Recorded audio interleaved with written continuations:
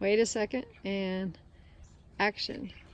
So there's this Me Too movement going on now in the all over the planet, and I'm really thrilled about it, that women can, at long last, talk about the abuse and the forcefulness of men.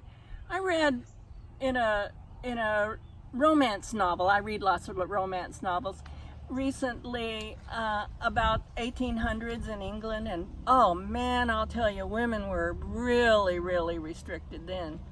And the comment was, what's the first thing that happens when a woman meets a man? Her answer, how can he hurt me? How can he hurt me? So with the Me Too movement, I've written some of my experiences, and I'm the generation, I'm maybe 2 generations behind. So there was absolutely no way in hell I was going to ever tell anybody what happened to me. So here it is. And I call it I Too. Money and sex, mostly sex. Born in 1942 in Inglewood, California.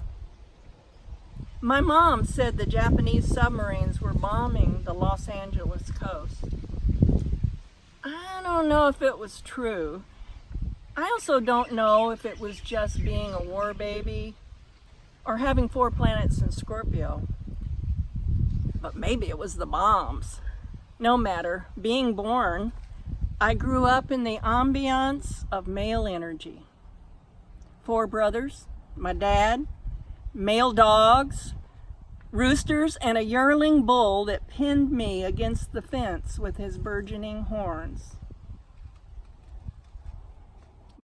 Filled his curiosity by draping my sleeping hand over his flaccid penis. That was until I constructed an obstacle course, piano stools, boxes, scooters, anything that rolled, scooted, or made noise between my twin bed and the bedroom door. Later, my German Shepherd wolf slept sentinel at the foot of my bed, and I was safe. I was safe. On my 13th birthday, my 18-year-old boyfriend introduced me to a beachfront fumble into penetration. Some thoughts of my sinful, broken person drove my compliance. My sinful person. It was more than 20 years before I learned that I could say no. An amazing word, no. Of course, Glenn told his cousin David, and he, David, drove me out to a remote Texas prairie and shoved me against the pickup door, intent on getting his piece of the action. He ripped off my panties and stuck his hand into my dry, sacred space. I pretended to pass out, the only thing I knew to do, until it scared him enough to drive me home. I heard later he died very young, probably an overdose, and I was glad. In an emotional tornado of oblivion, I made it past high school and escaped the man-dominated home life. Married a Yankee and moved to Philadelphia.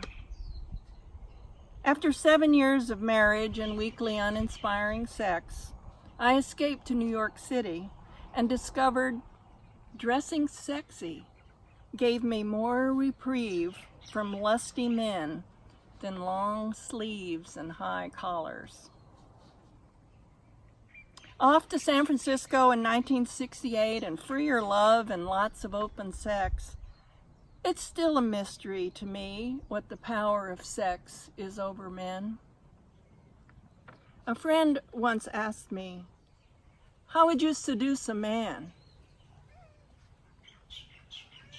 I looked at her stunned.